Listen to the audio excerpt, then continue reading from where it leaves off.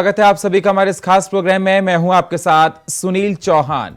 कुछ दिन पहले फिलिस्तीनी संगठन हमास ने गाजा पट्टी की तरफ से इजराइल पर घातक हमले किए, जिसके बाद हमास और इजराइल के बीच में युद्ध की स्थिति बनी हुई है।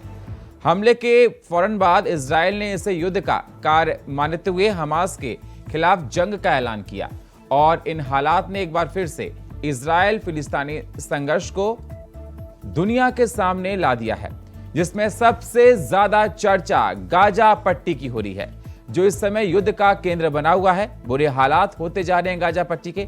गाजा पट्टी इजराइल और भूमध्य सागर के बीच का एक पट्टी नुमान इलाका है, जिसे फिलिस्तीनी का हिस्सा माना जाता है।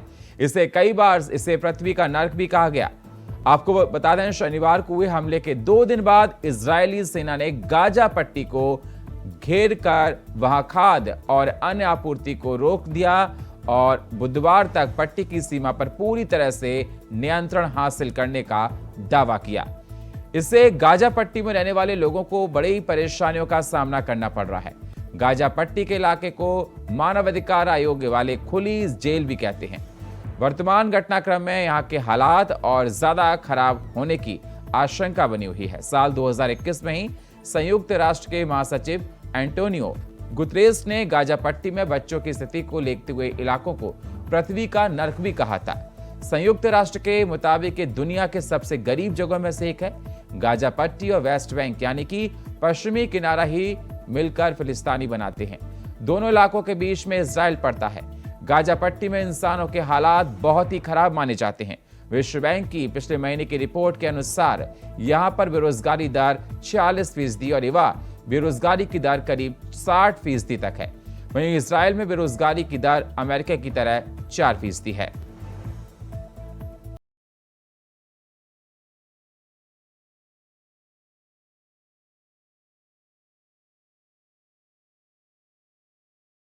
बता दें, गाजा पट्टी जिसको लेकर चर्चा जोरों पर हो रही है, इजराइल फिलिस्तीनी युद्ध को लेकर, और जो मुख्य केंद्र बनाया गया है गाजा पट्टी बनाया गया। आखिर ये गाजा पट्टी है क्या और गाजा पट्टी का इतिहास क्या है? जंग में गाजा पट्टी निशाने पर क्यों है? आखिर ये गाजा पट्टी है क्या, सवाल खड़ा होता है। और गाजा पट्टी का आखिरकार इतिहास क्या है, इसका इतिहास जानना बेहद जरूरी है। जंग में गाजा पट्टी निशाने पर क्यों लिया गया? गाजा पट्टी निशाने पर क्यों है? इजराइल फिलिस्तीन की दुश्मनी के केंद्र में गाजा पट्टी क्यों है? गाजा पट्टी पर शासन कौन करता है? ये तमाम सवाल खड़े हो रहे हैं। हमास की गाजा पट्टी में क्या भूमिका है? तो इसे क्यों खुली जेल तक की संज्ञा दी जा चुकी है? ये बहुत महत्वपूर्ण बात है। कैसे बनी दुनिया की सबसे बड़ी खुली जेल? ये सवाल भी खड़ा हो रहा है। और दुनिया का नर्क गाजा पट्टी को आखिरकार क्यों कहा जाता है?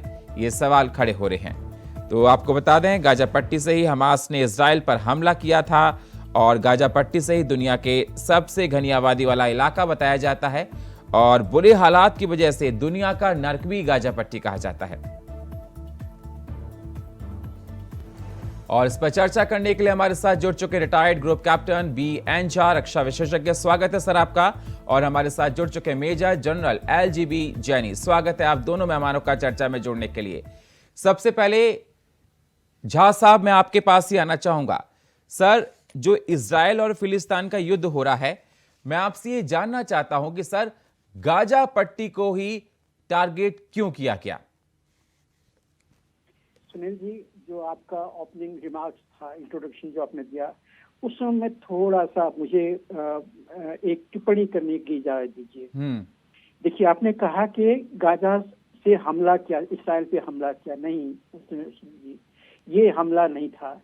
ये जो किया था हमास ने, वो जघन्य अमानवीय अपराध था, वो उन्होंने किया था। ये आम हमला नहीं था। हमला रॉकेट छोड़ दिया होता, हमला बंदूक चला दिया होता, तोप छोड़ दिया होता, वो हमला होता।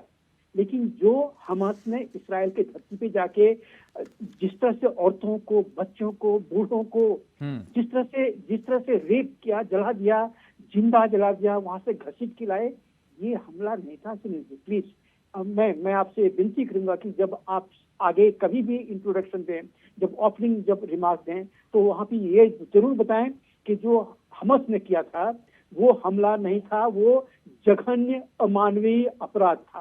पहली बात। अब आते हैं जो आपने कहा था। देखिए, जब इस तरह का अमानवीय अधिकार है, क्या अमानवीय अपराध उसने किया हुआ है, तो उसका तो उसको परिणाम भुगतना पड़ेगा, क्योंकि ये अमानवीय अधिकार जो था ये सिर्फ एक राइट्स वायलेशन नहीं था, ये चैलेंज था, ओपन चैलेंज था इस्राएल को कि हम ऐसा कर सकते हैं, और ये अकेला नहीं हुआ था। आपने देखा होगा कुछ वीडियो जहां पे प्रेग्नेंट औरतों की पेट के फाड़ दिया था। आपको याद है 1922-23 मुपल्ला वायलेंस, वहां भी इन जिहादियों ने इसी तरह से जो प्रेग्नेंट औरत थे उनके पेट को फाड़ा हुआ था। और ये सब में एक सिमिलरिटी है, ये जो जिहादियों का जो वायलेंस है इसमें एक सिमिलरिटी है जो आपने भी देखा हुआ है, इसराइल में हुआ है। यही आज से 10 साल पहले यहाँ पे सिंजार में, इराक के सिंजार में जो यज़ीदी औरतों को, बच्चों को जो जिस तरह से अमानवीय व्यवहार किया था आईसिस ने, इसी तरह का था। वहीं पर मत रुकिए आप, हमारे यहाँ भारत में, आजाद भारत में 1990 में जो हुआ था, 19 जनवरी 1990 को जिस तरह से इन जिहादियों ने कश्मीरी पंडितों के राइट्स का वायलेशन किया था, उनका जो नरसंहार किया था, इसी तरह का था। क्योंकि आप अगर कश्मीर फिल्म देखिए, जो वायलेंस है जो डिपिक्ट की गई हैं, वो जिन्होंने वायलेंस सहा है उन्होंने कहा था कि उन्होंने ऐसा करते देखा था। तो एक पैटर्न है, ये जिहादियों का यही पैटर्न है, ये यही करेंगे, अगर इसको आप नहीं रोकिएगा तो आगे भी करेंगे, और आगे ना करे इसलिए इस बार इस्राएल ने कसम खाई है कि हम गाजा की धरती से, हम पूरे विश्व की धरती से हमास को खत्म कर देंगे। पूरे विश्व का तो मैं नहीं ले सकता हूँ, मैं नहीं कह सकता हूँ, लेकिन गाजा स्ट्रिप से जरूर हमास का नामो निशान मिट जाएगा। इस तरह से इस्राएल ने प्रण किया हुआ है, और सिर्फ प्रण ही नहीं, जिस तरह से तैयारी की है, पहले हवाई हमला करके ये सारे टारगेट्स को सॉफ्टन किया हुआ है। अब ग्राउंड अटैक के लिए उस एरिया को सिविलियन से खाली करा दिया गया है। सारे सिविलियन नहीं जाएंगे वहां से, याद रखिए, क्योंकि कई ऐसे घर हैं जो अंडरनीथ टनल है, लगभग 1000 से ज्यादा टनल वहां पे हैं, और लगभग 1500 किलोमीटर के टनल हैं। ये टनल के ऊपर में वो घर बनाए गए हैं, उसके ओपनिंग के ऊपर में। तो जब उन हमास के उन अड्डों को तबाह करने के लिए बमबारी की जाती है, तो उन घरों में ऐसे लोग होते हैं जिनको ब्रेन वॉश किया गया है। उनको जो जिहादी हैं हमास, उन्होंने भी कहा कि तुम यहाँ से नहीं जाओगे। और वहाँ की जो क्लिनिक है, जो हर फ्राइडे को वहाँ पे खुतबा होता है, वहाँ पे उन सिविलियंस को ये चीज बताया जाता है कि जो हमास जो जिहाद कर रहे हैं, ये तुम्हारे हक के लिए, ये अल्लाह के हक के लिए, ये इस्लाम के लिए कर रहे हैं, तुम इनकी सहायता करो। ये सिविलियंस को सिखाया जाता है। तो इस तरह से आप इसको जायज ठहराइएगा। तब जब हवाई हमला होता है, जब इस तरह के बिल्डिंग गिरते हैं, जब उसमें सिविलियंस जब कैजुअलिटी होती है, तो इसका जिम्मेदार कौन है? और लास्ट जो मैं कहूंगा कि आज के दिन में जो सिविलियंस वहां पे दुर्दशा झेल रहे हैं, उनको हक है अपने सरकार से ये पूछने का। उन्होंने सरकार चुना था हमास का, वहां पे हमास की सरकार है, हमास के सरकार के ऊपर में सवाल पूछने का उनको पूरा हक है कि तुमने हमको इस हाल में क्यों डाला है। क्या किसी भी एक न्यूज चैनल ने उन सिविलियन से पूछा है कि क्या आपने अपने सरकार से ये सवाल किया है कि आपने हमें इस हालत में क्यों खड़ा किया है? नहीं। ये चीज आज विश्व के पास जाना चाहिए, क्योंकि उसमें उनका भी हाथ है जिन्होंने वो सरकार चुना है और अपने सरकार से सवाल नहीं पूछ रहे हैं। ठीक है सर, ठीक है। हमारे साथ रक्षा विशेषज्ञ मेजर जनरल AGB जैनी साहब भी जुड़े हैं। स्वागत है सर आपका। जय हिंद सर, जय हिंद सर। सवाल मेरा सर आपसे है कि आजकल हर जगह चर्चा ये देखी जा रही है कि यही जो फिलिस्तीन और इजराइल जो लड़ाई चल रही है उसको लेकर है, और जिस प्रकार से कैप्टन BN झा साहब ने कहा कि ये हमला नहीं, ये जघन्य अमानवीय अगर इसको कहा जाए जितना उतना कम है, क्योंकि जिस प्रकार के हालात हैं। मैं आपसे ये जानना चाहता हूं कि जब भी फिलिस्तीन और इजराइल के अगर बात की जाए, जो लड़ाइयों को लेकर बात की जाए, कोई भी हमले को अगर बात की जाए, पुराने इतिहास को खंगाला जाता है सर, तो गाजा पट्टी मुख्य केंद्र रहता है। मैं आपसे ये जानना चाहता हूं कि सर गाजा पट्टी आखिरकार मुख्य केंद्र क्यों रह जाता है?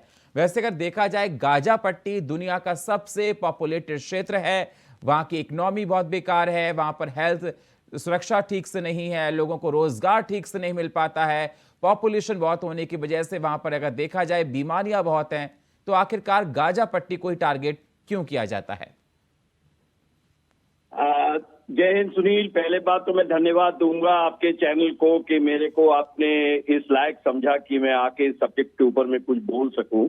जी सर, और झा साहब ने अभी काफी विस्तार में इसका जो हिस्टोरिकल एस्पेक्ट है वो आपको बताया है। जी देखिए, ये जो फिलिस्तीनों और यहूदियों में जो आपस में जो वाद विवाद है, ये आज का नहीं है, ये कम से कम नहीं तो 100 साल पुराना वाद विवाद है। जी, आपने हिस्ट्री बताती है कि ये यहूदियों का ही घर था। ये इनका डीएनए बताता है कि ये जेरूसलम के आसपास ही रहते थे, यहूदी लोग रहते थे, और वहां पे क्योंकि ये रेगिस्तान का एरिया था तो अपने खान पान ये हर जगह फैले, हर जगह गए। और उसके बाद में फिर आपको अगली हिस्ट्री का स्टेप आता है कि 100 साल बाद में जबकि सेकेंड महायुद्ध हुआ और हिटलर ने इनके साथ में जो अत्याचार किया और जूस को जो उन्होंने बर्ताव किया, किस तरीके से वो जर्मनी से भगाए गए, यूरोप से भगाए गए, और फिर ज्यादातर जो लोग थे वो आकर इस एरिया में बसे और बाकी अमेरिका वगैरह और बाकी देशों में भी गए। उस समय ये एरिया जो था वो अंग्रेजों के चार्ज में था। अब अंग्रेजों को, आपको सबको दुनिया को पता है कि वो डिवाइड एंड रूल के बेसिस पर काम करते थे। दुनिया में राज, the sun never set on the British empire only because of their divide and rule policy. तो वहां पे जैसे कि इंडिया में उन्होंने जब इंडिया में डिवाइड किया, भारत पाकिस्तान बनाया, तो ईस्ट पाकिस्तान वेस्ट पाकिस्तान बना के चले गए। इसी तरीके से उन्होंने जो बोला था कि भाई यहूदियों को बोला था द प्रोमिस्ड लैंड, मतलब कि उनको वादा किया था, उनको एक तकरीर थी कि भाई आपको हम एक प्रोमिस्ड लैंड देंगे, आप जर्मनी से आए हो, आपके ऊपर अत्याचार हुआ है। तब जाकर ये एरिया जो है, ये सिनाई डेजर्ट का जो एरिया है, ऊपर का जो एरिया है, जो ये इजराइल का एरिया है, ये बना। और इसमें उन्होंने बोला कि कुछ एरियाज में जो है वो यहूदी रहेंगे और कुछ एरिया में फिलिस्तीनी रहेंगे। अब ये आपस में इनको मंजूर नहीं हुआ, दोनों को ही मंजूर नहीं, और लड़ाइयां लड़ती रही। 1948 से लेके आप देखें 65 में बैटल हुआ, फर्स्ट अरब इजराइल कॉन्फ्लिक्ट हुआ, 1967 में हुआ, सिनाई अकॉर्ड हुआ, कितने और अकॉर्ड्स हुए। लेकिन जो आप देखेंगे कि ये नक्शा, यहाँ पे ज्योग्राफी समझने की बहुत जरूरी है, भूगोल समझने का बहुत जरूरी है कि ये जो सिनाई का पेनिनसुला एक नोक जैसा बनता है, इसके जो पूर्वी इलाके में जॉर्डन, उसके ऊपर में आ जाता है आपका सीरिया, उसके ऊपर में आ जाता है लेबनान, और फिर बाएं बाएं तरफ में आ जाता है आपका मेडिटेरेनियन सी और इजिप्ट। तो ये चारों तरफ से जो है मुस्लिम स्टेट से घिरे हुए हैं। और पैलेस्टीनियंस, हम ये नहीं कह सकते कि सारे पैलेस्टीनियंस मुस्लिम हैं, क्योंकि ना तो सारे अरब मुस्लिम होते हैं और ना ही सारे मुस्लिम अरब होते हैं। अरब्स में आपको क्रिश्चियन भी मिलेंगे, छोटे यहूदी भी मिलेंगे, देजूस भी मिलेंगे, आपको अरब्स में हर किस्म के लोग मिलेंगे। लेकिन ये समझौता, ये जो बनाया, जो अंग्रेजों ने बनाकर दारफूर डिक्लेरेशन जो बना के गए, उसमें इनको दोनों को सेटल करके गए, लेकिन इन दोनों को ही मंजूर नहीं था। वो चाहते थे कि ये हमको मिले और यहूदी चाहते थे कि हमको मिले। बहरहाल 1967 के बाद में क्या हुआ है कि जो जॉर्डन ने अटैक किया ईस्टर्न साइड से, तो वो वेस्ट बैंक बन गया। वेस्ट बैंक बन गया जिसमें की के यहूदियों को बनाना, और इजरायलीज मान गए थे इस बात को कि ठीक है भाई, आप वेस्ट बैंक में आराम से रहिए। लेकिन गाजा स्ट्रिप नहीं माना था। इनके प्राइम मिनिस्टर रहे, गोल्डा मेयर रही, उसके बाद में आपका जो थे ये नोबेल पीस प्राइज के पेरिस थे, और जितने भी प्राइम मिनिस्टर थे, किसी ने भी गाजा स्ट्रिप के ऊपर में नहीं माना। Gaza strip was always disputed, लेकिन वहां पे पैलेस्टीनियंस रहते थे। जब पैलेस्टीनियंस का इलेक्शन हुआ, उसमें जो इनका मिलिटेंट ग्रुप है हमास, जो कि दुनिया का सबसे जिहादी, सबसे खौफनाक जो एक टेररिस्ट ऑर्गेनाइजेशन है, उसने वोट्स कैप्चर करके और गाजा के ऊपर स्ट्रिप कर। तो जब आप पूछते हैं कि भाई गाजा स्ट्रिप क्यों इतना है, एक तो गाजा स्ट्रिप के ऊपर में इजराइल ने नहीं माना कि ये पैलेस्टीनियन यहाँ रह सकते, और दूसरा हमास की वजह से कि ये एक टेररिस्ट ऑर्गेनाइजेशन ने कैप्चर किया हुआ है। लेकिन फिर भी चैन अमन था और ये मान के चले थे कि भाई पीसफुल अकॉर्ड चलता रहेगा। जो हमारे यूनाइटेड नेशन के जनरल सेक्रेटरी हैं वो भी कोशिश कर रहे थे, यूएस भी कोशिश कर रहा था। आप बिल क्लिंटन के टाइम में देखिए, जॉर्ज बुश के टाइम में देखिए, ये जो टॉक्स थे, टॉक्स चलते रहते थे टॉक्स। लेकिन ये जो 8 तारीख को हुआ है, 7 तारीख को हुआ है, बहुत ही खौफनाक, बहुत ही शर्मनाक एक्शन हुआ है हमास का। जैसा कि झा साहब बता रहे थे, उन्होंने पूरी जितनी भी सिक्योरिटी एलिमेंट्स थे इजराइल के, और इनके बहुत तगड़े, इनके मोसाद जो है वो इनके जो इंटेलिजेंस एजेंसीज हैं टोटली फेल्ड, इनकी टेक्नोलॉजी टोटली फेल्ड, इनके सर्विलेंस सिस्टम टोटली फेल्ड, इनके एंटी मिसाइल सिस्टम जो कि अमेरिका से बहुत हाई फिडेलिटी के मिसाइल सिस्टम है, टोटली फेल्ड। क्योंकि हमास ने इस बात का एहसास किया था कि अगर हम टेक्नोलॉजी का इस्तेमाल करेंगे तो ये पकड़ लेंगे हमें। तो उन्होंने टेक्नोलॉजी को बिल्कुल जीरो करके, आंख मिचोली करके और हमला किया। हमला भी इतना शर्मनाक। अरे फौजी से लड़ना है तो फौजी से लड़ो। अगर हम चाहते हैं कि लड़ो, आपके पास मिसाइल है, आपके पास एयरक्राफ्ट है, आपके पास बॉम्ब है, गन्स है, तो आप इजरायली आर्मी से लड़िए। लेकिन उन्होंने अटैक क्या किया, एक पार्टी में चले गए, 1000 लोग मार दिए, बच्चे मार दिए। अब इजराइल ये सब चीज नहीं लेता है। इजराइल एक ऐसा देश है जो कि उनके एक आदमी का अगर आपने नखून भी अगर नोचा, पूरा देश आगे खड़ा हो जाता है। Nationalism, the Israeli nationalism is the top most in the world. इससे ज्यादा नेशनलिज्म मैंने तो हिस्ट्री में या अपने जियोपॉलिटिक्स में नहीं कभी देखा या समझा। तो अब उन्होंने कसम खा ली है कि भाई आर या पार, क्योंकि जो गलतियां हो गई कि एक पत्थर के ऊपर में आपने दूब घास उगाने की कोशिश करी। भाई आखिर ये इलाका है क्या, रेगिस्तान का इलाका है, पथरीला इलाका, वहां पे आपने एक दूब हरी लॉन बनाने की कोशिश करी। आपने इनको भी बिठाया, पैलेस्टीनियों को भी बिठाया, यहूदियों को भी बिठाया, लेकिन बात नहीं बनी। अब उन्होंने अल्टीमेटम दे दिया है कि आज या पार हम इनको बिल्कुल बर्बाद करके रखेंगे। ये तो मानी हुई बात है कि हमास जो लेकिन है, जैनी साहब, मसाद का दुनिया में नाम है।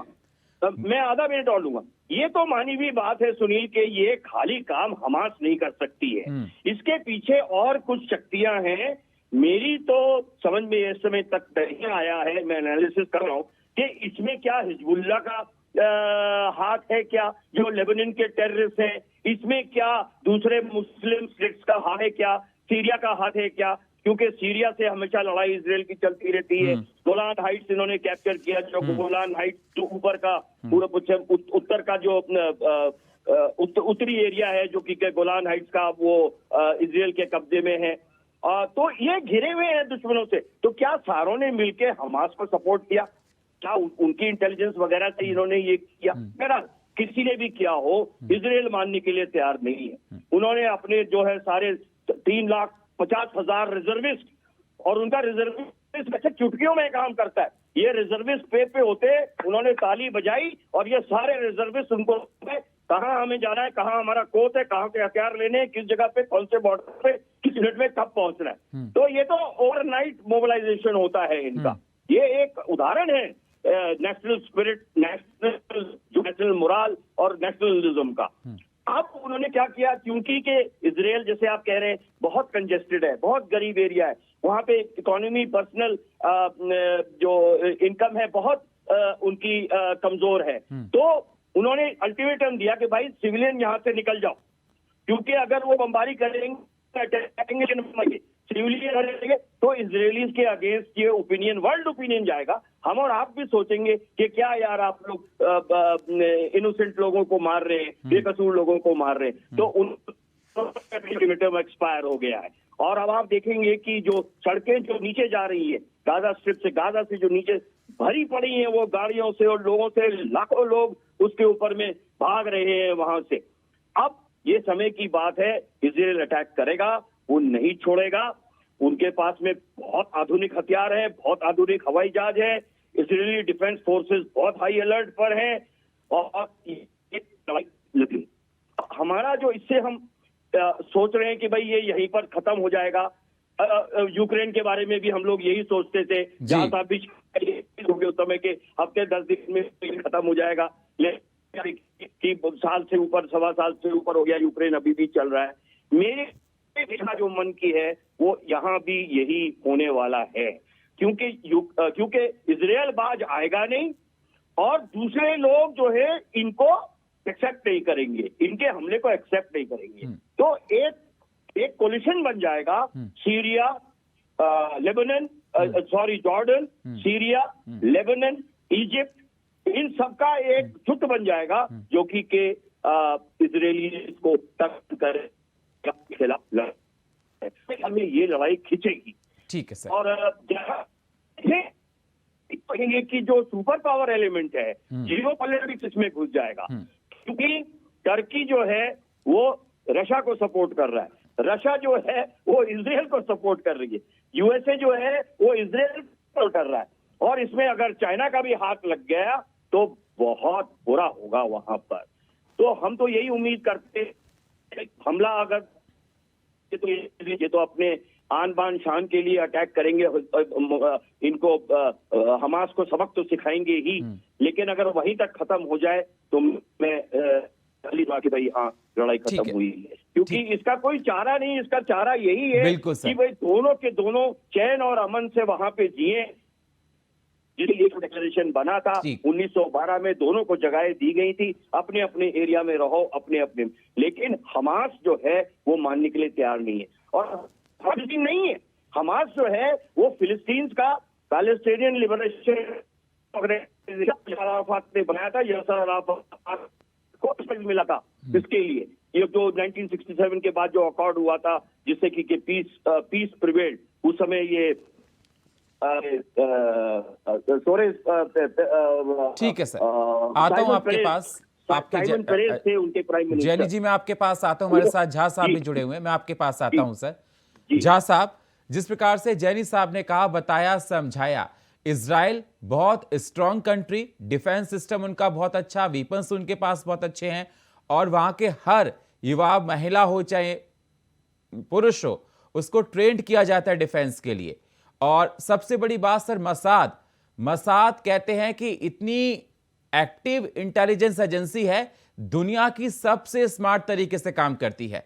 मसाद का डंका पूरी दुनिया में है, उसके आगे और भी एजेंसीज हों, चाहे भारत की हों, चाहे अमेरिका की हों, वो कहीं उसके आगे नहीं, मसाद के आगे। और सवाल इस पे ये भी निकलकर सर आता है कि जिस प्रकार से हमास ने इजराइल पर हमला किया, क्योंकि इतना एडवांस कंट्री जिसके पास वेपन्स इतने अच्छे हैं, वहां हर किसी को ट्रेंड किया जाता है डिफेंस के लिए, तो कितना स्मार्ट तरीके से किया गया होगा यह अंदाजा लगाना पड़ेगा। और मैं आपसे यह भी जानना चाहता हूं कि हमास की गाजा पट्टी में क्या भूमिका है। इस भूमिका को लेकर बात देखी जा रही है कि हमास की गाजा पट्टी में क्या भूमिका है, और इसका मैं फिर आगे क्वेश्चन आपसे करूंगा। सर पहले आप ये बताइए।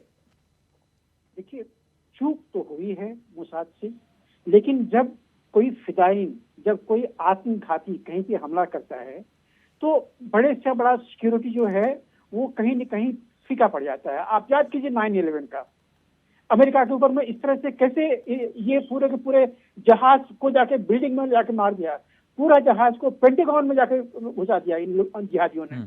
ये देखिए, जब जिहाद के नाम पे ये आत्मघाती हमला करते हैं तो हमारे भी धरती पे हुआ है, कितने सारे आत्मघाती हमला हुए हैं। हमने 26/11 हमने झेला हुआ, पठानकोट झेला हुआ, उड़ी झेला हुआ, कहाँ हमने झेला हुआ है। मतलब देखिए, किसी भी तरह का जो प्रिपरेशंस हैं, डिफेंस प्रिपरेशंस हैं, वो ऐसे जो जिहादी अटैक होते हैं, जो जिसको ये लोग फिदाइन अटैक बोलते हैं या आत्मघाती अटैक बोलते हैं, उसमें कहीं न कहीं लूप होल तो होगा। लेकिन ये बात जरूर है कि जो 7 तारीख को हुआ था, जिस तरह से वो अपना पैराग्लाइडर लेके आ गए, वो अपना जीप, 2 व्हीलर, ट्रक सब कुछ लेके बाढ़ को काट के आ गए, इसमें इस्राएली जो मोसाद है, इंटेलिजेंस है, दोनों विंग, मिलिट्री विंग भी और सिविल विंग भी, इनका कहीं न कहीं बहुत बड़ा चूक हुआ है। क्योंकि ये जो पैराग्लाइडर होता है, पैराग्लाइडर, इसको मैं एयरफोर्स में रह चुका हूँ, मुझे भी इसको हैंडल करने में मुश्किल होती है। तो सब लोग नहीं कर सकते हैं, तो इसकी ट्रेनिंग बाकायदा उनको दी गई होगी। यही पे आता है कि यहाँ पे कहीं न कहीं चूक हुई है इजरायली इंटेलिजेंस से, क्योंकि उनको ये चीज समझना चाहिए था कि ये किस तरह का प्रिपरेशंस हैं, और कोई न कोई देश उनको वो सारे लूप होल्स बताए हैं इजराइल के। आयरन ड्रोन जो है बिल्कुल सशक्त है, अभी तक उसने इजरायली रॉकेट्स को अपने धरती पे लगभग गिरने नहीं दिया है, लेकिन उनको बताया गया है कि अगर तुम कॉन्सेंट्रेटेड अटैक करो, अगर 1 मिनट में इतने से ज्यादा रॉकेट फायर करो, तो हो सकता है कि इसमें से कुछ रॉकेट जो हैं वो आयरन डोम को बेध के उसको ब्लाइंड करके उसको बरकरार करके फिर जाके गिरे। तो ये सब इनपुट उनको दी गई है किसी न किसी मिलिट्री से, चाहे वो जो भी हो, अभी मैं उनका नाम नहीं लेना चाहता हूँ। तीसरी चीज जो आपने बहुत बड़ी बात की है, देखिए आप अपने लिए जो आपके जो सिविलियंस हैं, आप जानते हैं सिविलियंस के ऊपर में यूजुअली कोई हमला नहीं करता है, लेकिन ये जो हमास जो हैं, इन्होंने जो 7 तारीख को किया हुआ है, ये इन्होंने जानबूझ के हमला सिविलियंस पे ही किया गया है। गांव के गांव में जाके, घर घर में जाके, गली गली में जाके एक एक घर को तोड़ा है या खुलवाया हुआ है, और वहां पे पॉइंट ब्लैंक में उन्होंने वो अत्याचार किए हैं। तो ये समय हमको इतनी इजाजत दे रहा है। बहुत बहुत शुक्रिया आप दोनों मेहमानों का हमारे साथ चर्चा में जुड़ने के लिए। Retired group captain B N Jha साहब आपका, रक्षा विशेषज्ञ मेजर जनरल AGB जैनी साहब आपका बहुत बहुत शुक्रिया। सवाल लगातार खड़े हो रहे हैं कि युद्ध आखिरकार विराम लेगा कि नहीं, क्योंकि जिस प्रकार से हालात देखे जा रहे हैं इजराइल में, कहा जा रहा है कि इजराइल अब छोड़ेगा नहीं। गाजा पट्टी का बुरा हाल है, देखा जा रहा है कि अंधाधुंध इजराइल वहां पर धमाके कर रहा है। अभी देखना होगा कि आने वाले दिनों में क्या तस्वीर निकल कर आती है, और ये जो युद्ध चल रहा है इसका दुनिया पर क्या असर पड़ता है। और फिलहाल हमारे इस खास प्रोग्राम में इतना ही। बाकी खबरों के लिए आप बने रहिए इंडिया वॉइस के साथ। तब तक के लिए नमस्कार।